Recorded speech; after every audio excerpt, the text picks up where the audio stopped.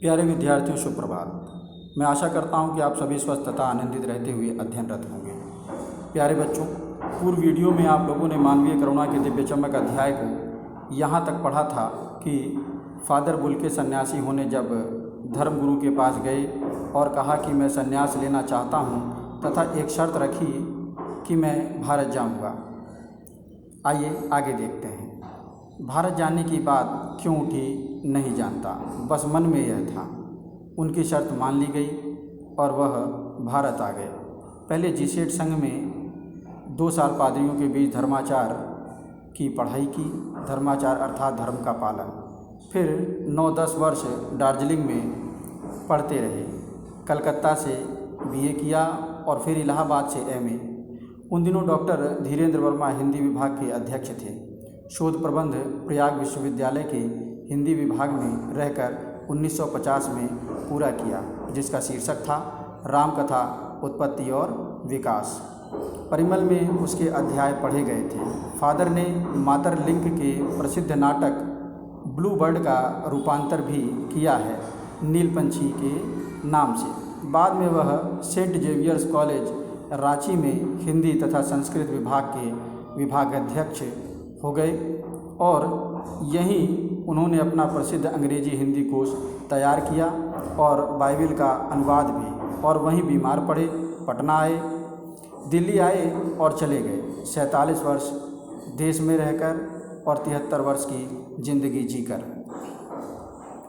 Father Bulcke संकल्प से सन्यासी थे। कभी कभी लगता है वह मन से सन्यासी नहीं थे। रिश्ता बनाते थे तो तोड़ते नहीं थे। 10 साल बाद मिलने के बाद भी उसकी गंध महसूस होती थी। वह जब भी दिल्ली आते जरूर मिलते, खोजकर, समय निकालकर, गर्मी सर्दी बरसात झेल कर मिलते, चाहे 2 मिनट के लिए ही सही। यह कौन सन्यासी करता है? लेखक इन पंक्तियों में फादर बुल्के के चरित्र का चित्रण करता हुआ कहता है कि फादर बुल्के संकल्प से सन्यासी थे, वह मन से सन्यासी नहीं थे, क्योंकि जो सन्यासी होता है वो किसी से रिश्ता नहीं बनाता।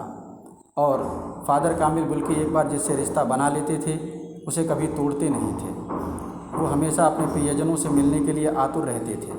सर्दी गर्मी बरसात को झेल कर भी वह अपने प्रियजन से मिलने के लिए बेचैन रहते थे। यह कौन सन्यासी करता है? उनकी चिंता हिंदी को राष्ट्र भाषा के रूप में देखने की थी। हर मंच से इसकी तकलीफ बयान करते, इसके लिए अकाट्य तर्क देते। बस इसी एक सवाल पर उन्हें झुंझलाते देखा है और हिंदी वालों द्वारा ही हिंदी की उपेक्षा पर दुख करते उन्हें पाया है। इन पंक्तियों में लेखक यह कहना चाहता है कि जिस फादर कामिल बुल्के को उसने कभी क्रोध में नहीं देखा, उस व्यक्ति को उन्होंने हिंदी की उपेक्षा पर झुंझलाते हुए देखा था। फादर कामिल बुल्के इस बात से बहुत व्यथित थे कि हिंदी बोलने वाले ही हिंदी की यहाँ पर उपेक्षा करते हैं। इसलिए फादर कामिल बुल्के हर मंच से हिंदी के समर्थन में अकाट्य तर्क दिया करते थे।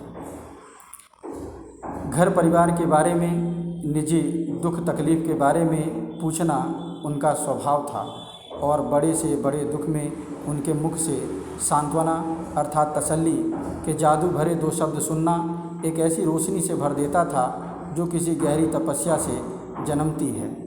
हर मौत दिखाती है जीवन को नई राह। मुझे अपनी पत्नी और पुत्र की मृत्यु याद आ रही है और फादर के शब्दों से झरती विरल शांति पे, विरल अर्थात अनोखी। धन्यवाद।